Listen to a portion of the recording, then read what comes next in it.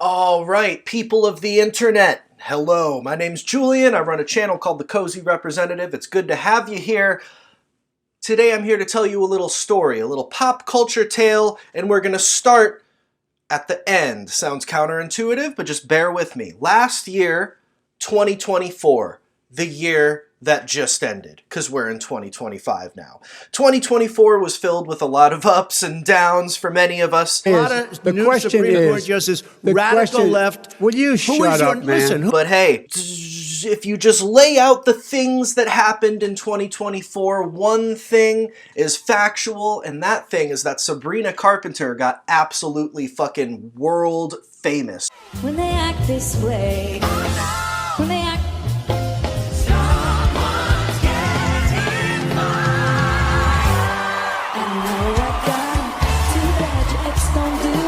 She popped the fuck off. Everybody knows who she is now. And she made a great, awesome album called Short and Sweet, which came out last year. The album absolutely blew me away. It was and is my favorite album of 2024. If you're new to this channel, I used to cover a lot of like emo bands and Warped Tour kind of bands. That's the stuff I grew up on. Lately, I've been getting a lot more into current pop music. And Sabrina Carpenter's latest album is an album that absolutely made waves in my life. I thought it was so fresh and new sounding and exciting while also having like a classic feel to it. The album just has so much personality. You know, it creates a world within itself, you know what I mean? And I'll be honest, I didn't know who Sabrina Carpenter was at the beginning of 2024. It wasn't until the song Espresso came out, absolutely started blowing up when, you know, I was like, who's Sabrina Carpenter? It went like 5 times platinum by the end of the year, which is insane. It was the #1 most played song on Spotify, period, for the year 2024.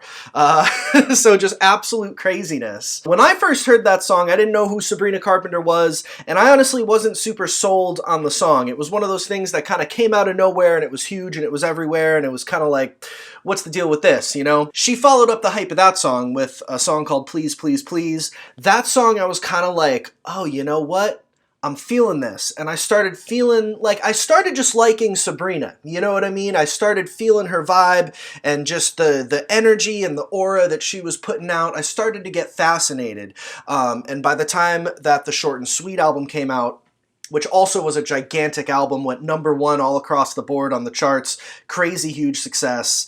That album absolutely sold me. One thing I also wanted to say about it, in like the sort of the aesthetic world that it creates when you're listening to it, on the Sabrina album, it kind of feels like, when I listen to it, like Sabrina is like my homie, you know what I mean? And we're just like staying up late talking about, I don't know, relationships and shit and having fun. I don't know, it feels like I'm hanging out with her on it. It also does kind of feel like she's playing a character, but it feels like that's kind of the point, and she plays this character really well. These are all of like the check marks that make a great album for me, and Short and Sweet checked them all. Anyways, why am I, oh, do you guys like my kitty mug? I got it from Target.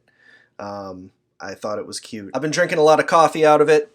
So why am I here today? Why am I making this video? Well, like I said, you know, I haven't been a pop aficionado my whole life. I've been getting more into current pop music lately. Sabrina Carpenter did not come on my radar until Espresso. So no, I'm not like an OG true fan or whatever. I'm a recent convert. But after getting hip to Short and Sweet, you know, I wanted to know more about this Sabrina Carpenter. Who is she? Because because at the beginning of 2024, honest to God, I thought she was just some new pop girl who's like just making her first thing happen right now. I look her up on Wikipedia and holy shit, she's been in the game literally since I was in middle school, and I'm 28. And I realized I actually have heard of her before. She's been acting since 2011. Her first role was on Law & Order SVU, a show which I love, and I've seen this goddamn episode like several times in my life, and I had no idea I was looking at a young Sabrina Carpenter. She was also on, she was a Disney girl. She was a Disney girl kind of after I was in late high school by the time her Disney shit rolled around, so I didn't really have my ear to the ground when it came to like current children's stars or whatever, but she was on the show Girl Meets World, which was the spin or the like revival show. What do you call that? Like a reboot of Boy Meets World, classic sitcom in the 90s, which I grew up watching. So I also know Sabrina Carpenter from Girl Meets World. She's not the girl. She's not the capital G girl from Girl Meets World, like the main girl. She's like the main girl's best friend, Maya Hart. I was reading about it on Wikipedia. You okay? He gave me an F. That's nuts. You're a solid D student.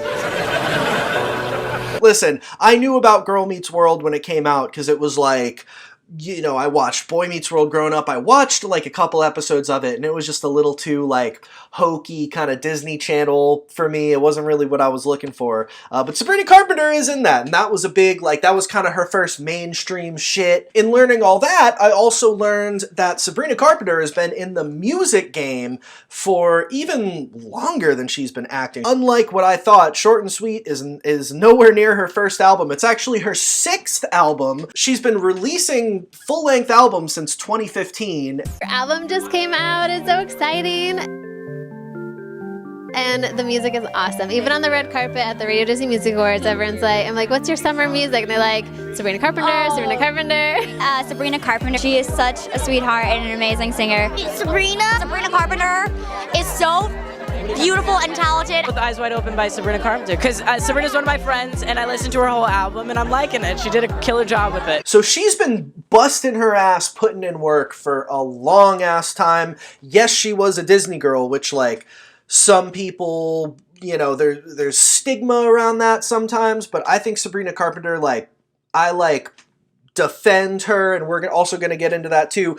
Basically, the point of this video is we're going to be getting into her early musical history, because I think there's a lot of people like me who hadn't even heard of her before this year, who basically might love Short and Sweet and might not know anything about the albums that came before and kind of her musical journey leading up to Short and Sweet. So we're going to go back and I'm going to talk about specifically her first 4 albums. We're going to go through each of them and I'm just going to tell you about them, and we're going to kind of follow her story of where she started, because she was pretty much like a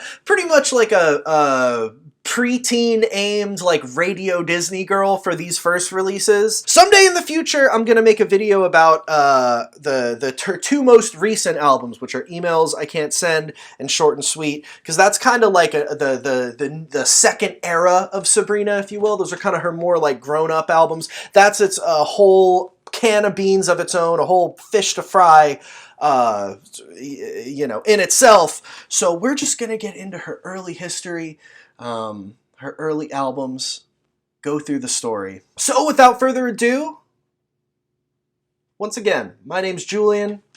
I run this channel called The Cozy Representative, and we are going to chop into the onion that is the rise of Sabrina Carpenter, a nonsense video essay. Let's go. Local girl that's making good. Sabrina Carpenter is an actress and singer from East Greenville in the Allentown area of Pennsylvania. She's just 11 years old and recently landed a guest spot on Law and Order SVU, an episode that airs tonight. She's here to tell us all about it. Please welcome Sabrina Carpenter. Sabrina, it's a pleasure to meet you.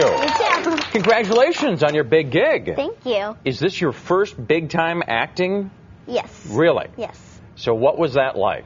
It was really cool. You know, everybody there is so nice, and you know, they just all welcome kids, which is really nice. So while Sabrina got her start primarily as an actor around 2011 and 2012, getting the guest role on Law & Order SVU, as well as a voiceover role on the show Phineas and Ferb, as well as a role in some corny-looking 2012 movie called Noobs, spelled with a Z, she always from the start, though, wanted to pursue music. If anything, music was where her heart really lied.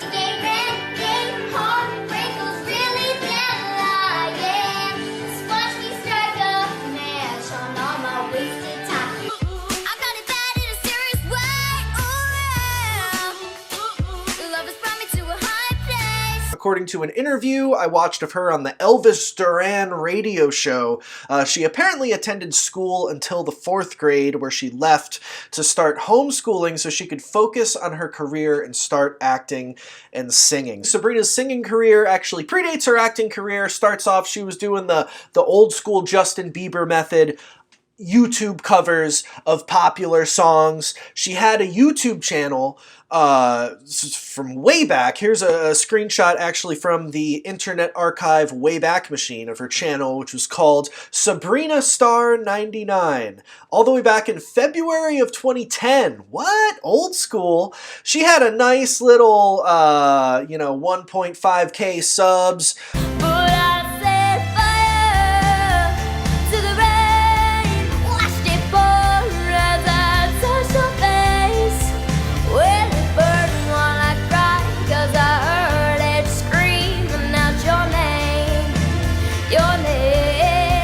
Her YouTube bio said the following. Check this out, I think this is pretty funny. Hi, I'm Sabrina. Thanks so much for visiting my channel. This is a safe site and basically managed by my parents. I do, however, respond to comments when I can. I'm a singer first, only because it's my passion and I've been singing since I could talk. My goal is to just share my music with the world, that's it. I'm also a dancer and I've been dancing since age 2. I do all types, including jazz, tap, ballet, lyrical, modern, and hip-hop. I am also learning guitar. I am humbled by all of the awesome comments and friends that I have made and continue to make on YouTube. I love all types of music and artists. If you want to invite me as a friend, please subscribe as well. God bless Sabrina. She put her record label, on her YouTube page as "that would be nice," and her occupation as future star. Aw. Her hobbies are listed as singing, dancing, acting, and drawing, and her favorite music is pop and pop country. Well, pretty much all music, she clarifies. Don't you guys, isn't it crazy to look at these old school YouTube pages from 2010? This is how YouTube looked when I was in middle school, and man, this takes me back. It was kind of it was set up the same way as a MySpace page was. You could add people as friends. There was a YouTube channel had a comment section. There was a wall on your YouTube channel. I don't know, pretty cool. Miss that. Also, she has some super early interviews from around this time, and pretty much in every interview with her, she also expresses a seemingly genuine personal desire to be an entertainer and to be specifically on Disney Channel. Hi Karina, it's Sabrina, and I'm going to answer all the questions that you have for me. First, I just wanted to say thank you so much for doing this interview for Whoa Magazine. By the way, very awesome name. I love Whoa, because it's all whoa. Your question is, what are your plans for later on in life, and do you do any acting too? My plans for later on in life, hopefully to be on Disney Channel, maybe have my own show, and to just sing for people, make them happy, make them entertained by my music, and that's what I want to do. I kind of want to make people smile, make people cry if they have to cry for a sad song, or dance if they have to dance for a fun song. It's awesome. So, and acting, I do some acting. It's not my main focus right now, but I do, right now I'm focusing on singing, but I do study acting too, and it's a lot of fun. So at a young age, it really doesn't seem like the kind of thing where her fucking parents are just trying to push her in it. She genuinely seems like she is about this life and wants it bad. And she's talented, so there you go. I don't know. Here's some rare OG Sabrina lore. Before she got on Disney Channel, before she was on Girl Meets World, her first song, her actual first song, even before the SVU thing, was self-released exclusively onto her YouTube channel in August of 2010, and it was called Catch My Breath. But life's a rocket, so for tonight, I'm standing on a star, and the view is astounding. Right here where we are is everything I've ever dreamed of. So by the end of 2010, she zoomed all the way up to 30,000 subscribers, and by the end of 2011, she was matching your boy Cozy Representative over here at about 50,000 subscribers. How about that? 2011 through 2013, she's still working on her singing career, just doing the YouTube vocal cover game, moving forward with that, building an audience, until 2013 rolls around and she really solidified herself, you know, as an entity, by being cast, like I was saying, as the lead role on Disney Channel's Girl Meets World, which premiered in June of 2014, launching Sabrina into her first true mainstream acting role at just 15 years old. Nuts! Exactly what I would describe it. A roller coaster that only goes up. Honestly, it's been such a great experience. We just finished filming our 20th episode. We have one last episode to do, and it's crazy how much we've all grown in these past 20 weeks, and that you guys haven't even seen yet because the show hasn't aired yet.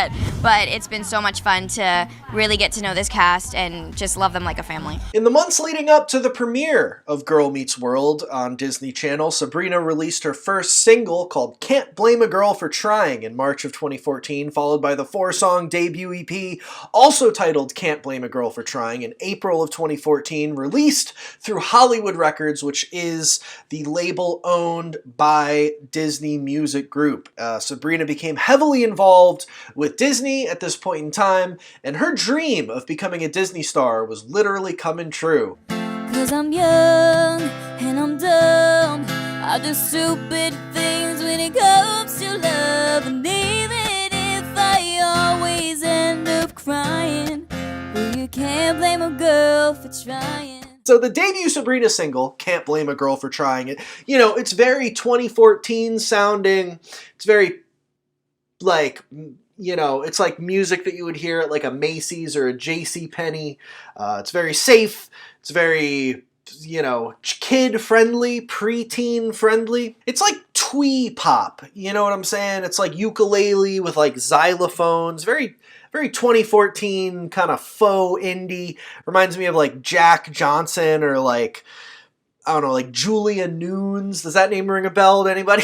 It's like that kind of thing. The EP hit number 16 on the Billboard Heat Seekers chart, which is a chart dedicated to new up-and-coming artists, which she was at the time, and this debut EP also served as kind of a hype build-up, if you will, to Sabrina's first proper full-length studio album, which was called Eyes Wide Open, which was released a year later on April 14th of 2015 when Sabrina was just 16 years old. Very cool. What's your favorite song on your album? On the album, I picked Eyes Wide Open just because that song came last, and I think it came when I was like at a point where I really, really wanted something different and a little bit more soulful. And so that's what I love about the song, but I also love Darling I'm a Mess, because that was written by Meghan Trainor, and that was one of the first songs that I heard for the album. So it's kind of the first and the last song are probably around my favorites. Yeah. And what do you think, if someone hasn't heard your music before, what kind of person would like this kind of music? What kind of person? I hope all kind of people. I think there's a song on the album, each song could relate to somebody, anybody. I think all types of personalities, because they're all, you know, they've all shared different messages. They've all got kind of different vibes.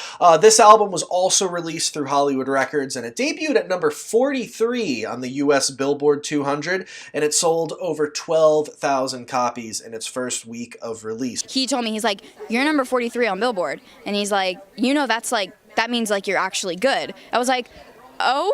And I guess it was like after I won, after I performed at the RDMA, he said now I'm a legit artist. So hopefully I keep that going. So these are very good numbers for like a debut release from an artist, albeit it's not a massive mainstream smash or anything, but upon release it already performed way better than her debut EP, off of the strength of her being on Girl Meets World. I can tell from interviews with her from around this time, her acting roles definitely overshadowed her music career when this album was released, at least as far as I can tell. Pretty much every interview with her from this time, there's like 5 minutes of questions about Girl Meets World, as well as this Disney made-for-TV movie she was in called Adventures in Babysitting. There's like 5 minutes of questions about those, and then maybe 1 or 2 minutes of questions tacked on there at the end about her debut solo album. So it was kind of like, this was kind of a Miranda Cosgrove album,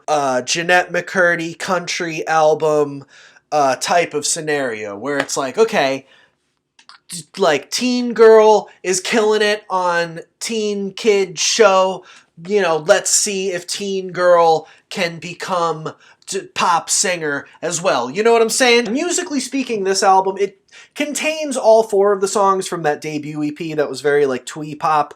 And much like those songs, this album is very much a safe, clean radio pop, radio Disney, you know, like aimed at preteens sounding album. American Idol sounding too, if you will. You know what I'm saying? It's very of the time as well. It takes me back to 2014, 2015. The pop that was coming out of that era. I can tell that this was the same era that like artists like Meghan Trainor or like Elle King were coming out. Some songs have that Mumford & Sons like stomp clap Americana sound to them. Hey ho, you know what I'm saying? Interestingly enough, I think if you compare this album, Eyes Wide Open, to 2024's Short and Sweet, it does retain like the folky country tinged pop elements which her music still embodies. We just have like a baby version here on Eyes Wide Open, essentially, which I think is cool. I think is fascinating. Ultimately, like, it's not a bad album, but it's not a great album either. It's very polished and like it's a very high quality recording,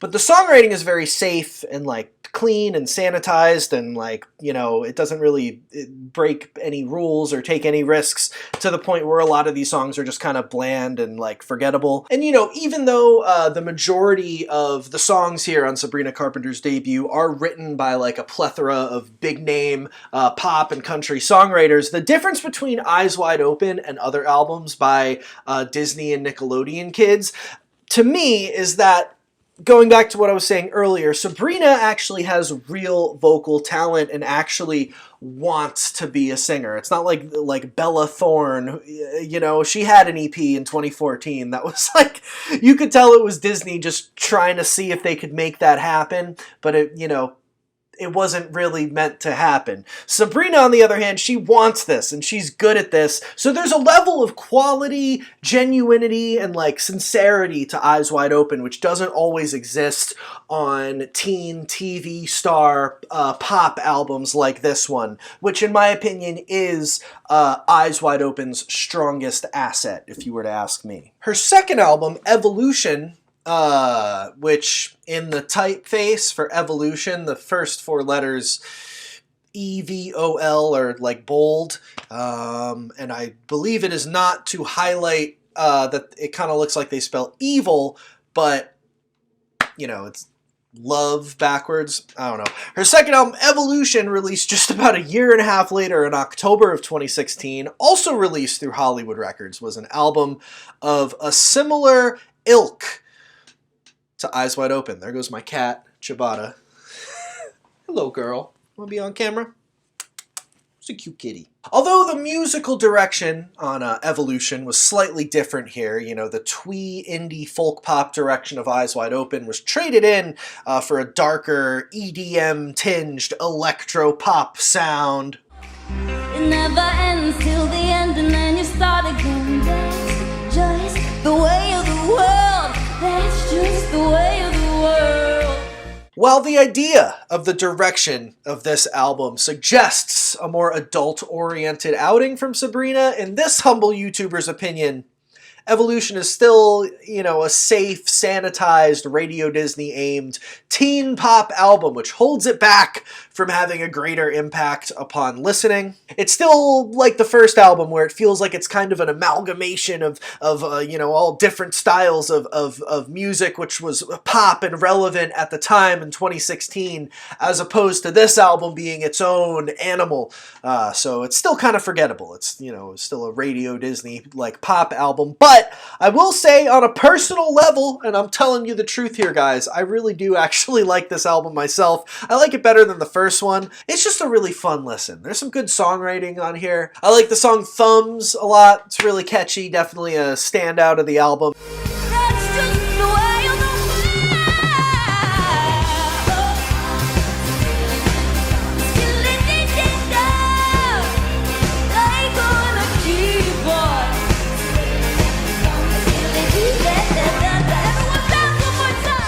It was released as a single and had some success. It actually hit number 28 on the US Pop Airplay chart. It was her like biggest song up to that point, and kind of became like a pretty iconic song for this era of Sabrina amongst her fans, her first kind of minor hit. And yeah, this album, Evolution, charted like really well. It hit number 28 on the Billboard 200, so it beat her first album. And you look at the chart placements for other countries and shit, she was really like on the rise here. Thumbs, you know, was doing well, so, you know, she was really like starting to kind of make her thing happen. And it's important to note that just only a few months after the release of Evolution marked the end of her show, Girl Meets World. So, you know, that show was, you know, kind of her jam up until then. That was what she was most known for. So this was a real pivotal time for Sabrina. Fans are going hard with the Save Girl Meets World tags. They're amazing. Do you have any updates you could give them, or at least, you know, get them through the holidays? If I had an update, you would know. No, I don't have any updates, but we're so excited because we have an incredible few last episodes that are coming, and you guys are going to love them. And yeah, there's a lot in store, but we love you guys so much. Thank you just for supporting the show and everything that you guys have done. You've given this whole show such life for this new generation, so we appreciate it. And at first, she was, you know, the numbers of Evolution were great, you know, like, it was really seeming like kind of her transition from, like, girl on a Disney show to, like, you know, probably what she wanted of being more of a singer first and foremost was, you know, that dream was actualizing with this album, at first, at least. So Sabrina got sued. That's the first stroke of bad luck around this time for her. Also, I'm now filming this on a different day than I was previously, so that's why the room is lit up a different color now, because it's the daytime. Just try to ignore that. Sorry. Continuity error. I never said I was perfect. But yeah, Sabrina got sued. I'm gonna quote this article on Yahoo Entertainment just so I don't get any wires crossed. Basically what happened is in 2017, her former music managers, two guys named Stan Rogow and Elliot Lurie, sued her allegedly because she failed to pay them commissions after terminating their services. They sued Sabrina, her parents, and her new management for breach of contract, seeking damages and restitution. According to the complaint filed in the Los Angeles County Superior Court, Rogow and Lurie had been brought on board in 2011 to enhance Carpenter's music industry representation. The lawsuit detailed that Sabrina signed her deal with Hollywood Records and secured the role on Girl Meets World through this guy Rogow's direct intervention, and the managers claimed they worked diligently to promote her career until their abrupt termination in August of 2014.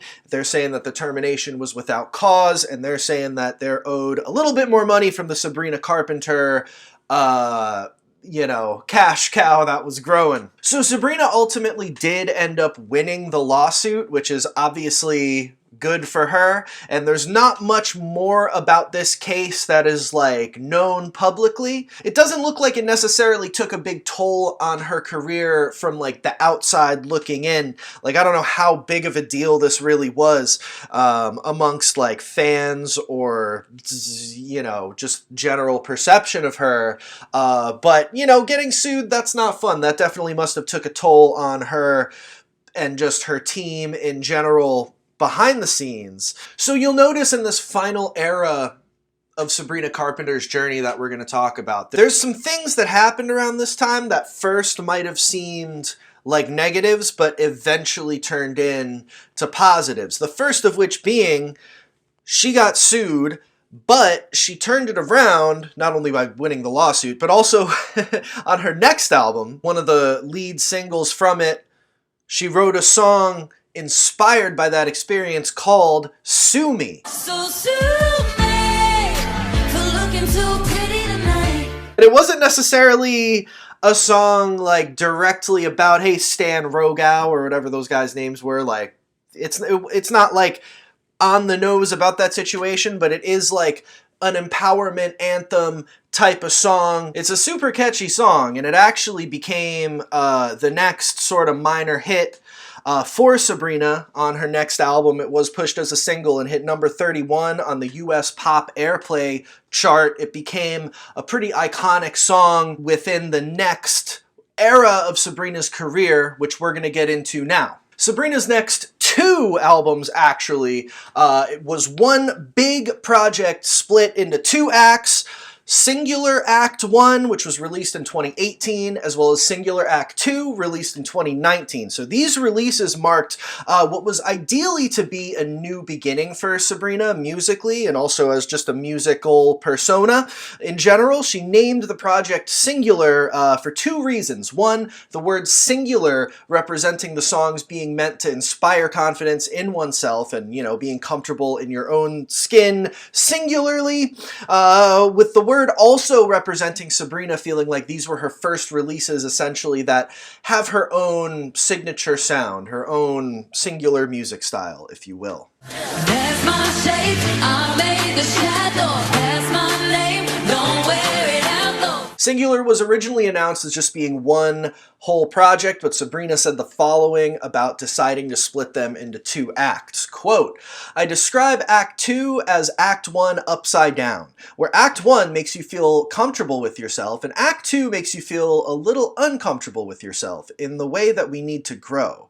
It's also a more vulnerable side of confidence. There is also confidence in being vulnerable, and there is also strength in that weaker side of yourself, and just kind of letting your emotions run loose." So musically speaking, I think both acts of the Singular project are the first releases in Sabrina's discography where she really begins like fully blossoming as an artist and starting to hit that next level. The music and her persona as an artist on both of these releases is more grown up than the previous albums, for sure. It's pop music that's simply just a tier or 2 higher than her prior work. It's not sanitized for Radio Disney. It's not primarily made for the preteen demographic. The music is sleek, it's sexy, the songwriting is more memorable and stand out. You know, it's big girl shit, big girl pop music.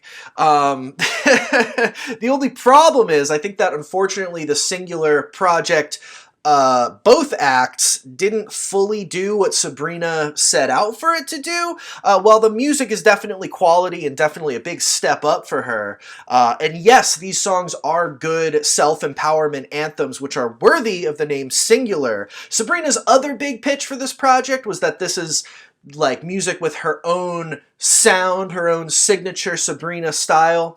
That's where, unfortunately, I'm just going to have to lightly counter you on that one, Sabrina. Actually, before, me personally, before I knew that these releases were supposed to kind of be her going for her own sound, I actually wrote in my notes after my first few listens that these releases aren't super cohesive. It's a big step in a new direction, but it feels like she's still trying to find her thing, her identity. These songs do still are what the old releases are, in that they kind of sound like a big mishmash of different mainstream pop styles circa 2018. So I don't think that these releases are necessarily her own sound. There's a lot of, you know, I hear a lot of like Red Pill Blues era Maroon 5 on Singular, a lot of Ariana Grande, Dangerous Woman vibes going on here. You can tell the time in which it came out. Even that Katy Perry Swish Swish Bish song, it's like this type of pop, but that's not ultimately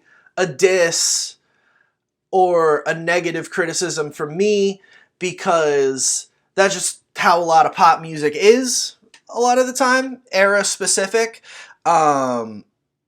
It's just a criticism in the sense that, like, I don't agree with Sabrina here that it's her own stuff. But these songs are a big step up, and I do think they're really good. Like, these are my favorite Sabrina releases up to this point. Like, this is, in my opinion, where she, like, really starts cooking with gas. Like, there's good material on these. And though she was still finding her identity, these were her first releases in the world of, like, real adult-oriented, like, non-Radio Disney, real contemporary mainstream pop. Like, her first splash in that that world. And I think she did a really good job of breaking into that world, like, stylistically. So unfortunately, kind of another negative for Sabrina around this time. Neither of the singular releases as actual full projects did all that well for Sabrina, at least if you're looking at the charts and at, like, general, like, cultural impact, you know what I'm saying? Singular Act 1 hit number 103 on the Billboard 200, and Act 2 fell behind that, hitting number 138 on the Billboard 200. This is a pretty big drop from the previous album, Evolution, which hit number 28, and even lower than her debut, Eyes Wide Open, which hit number 43. You know, when it comes to chart placement, there's always like, well, what's going on in the music industry? Because things are always changing and evolving and whatnot. So that's always something to consider. But being that Sabrina is already kind of a pop figure and she's trying to break even more into the mainstream pop world, these numbers are pretty low. So Sabrina has never said this outright, but like I get the vibe based on interviews and based on just context clues of her general careers that mostly due to Sabrina still being on Hollywood Records for the singular releases, and Hollywood Records being Disney's record label, you can kind of put two and two together, right? I'm going to quote Sabrina in her Time magazine article. She was speaking on her earlier career, and she said, quote, "For a long time, I was constantly guided and misguided," she says. "I'm so grateful for all of those times where I was led astray, because now I'm a lot more equipped to go into situations where I have to trust my own instincts." So she's always been very graceful about this stuff. Me personally, I think when you're a Disney kid, Disney will set you up for like success, but only within their specific world, their specific paradigm. Hollywood Records knew how to promote her first two albums to the young teens who were already watching her on Disney Channel. The Evolution album did good numbers and Thumbs was a minor hit, but once we get to Singular, her Disney show has been over for a couple years. She's been in some legal turmoil. She's trying to break into new ground and build a new identity that's more grown up and more her. I don't think Hollywood Records was equipped for what Sabrina was trying to do here on Singular. Although the albums weren't super big successes, like I was saying earlier about negatives being turned to positives in the long run, she still had the song Sue Me off of this project, which became a minor hit, number 31 on the pop airplay chart. Also the song Almost Love, another one of my favorites from Singular Part 1, did even better, hitting number 21 on the US pop airplay chart. So that was getting some radio play. Sabrina was back out touring on this album, really just kind of honing in on her audience, a few new good singles, and ultimately, this era would lead to her leaving Hollywood Records, inking a new deal with Island Records, being free from the Disney machine, having some years to, and we're going to talk about this whenever I make another Sabrina video, but having some time to you know, live her life and evolve to a new place, which would then lead to 2022's Emails I Can't Send, which was like a whole new just level for her, and then as a artist, and then that would lead to all the success of Short and Sweet. So I'm actually going to cut this off there, and like I said, I will be trying to make another video about Sabrina. It's not going to be directly after this video, but at some point, it might take me some time to get it right, you know what I mean? Put effort and work into it and all that, because you know, I want to do it justice for talking about her eras of Emails I Can't Send as well as Short and Sweet, because those are like, that's like the real big kahuna.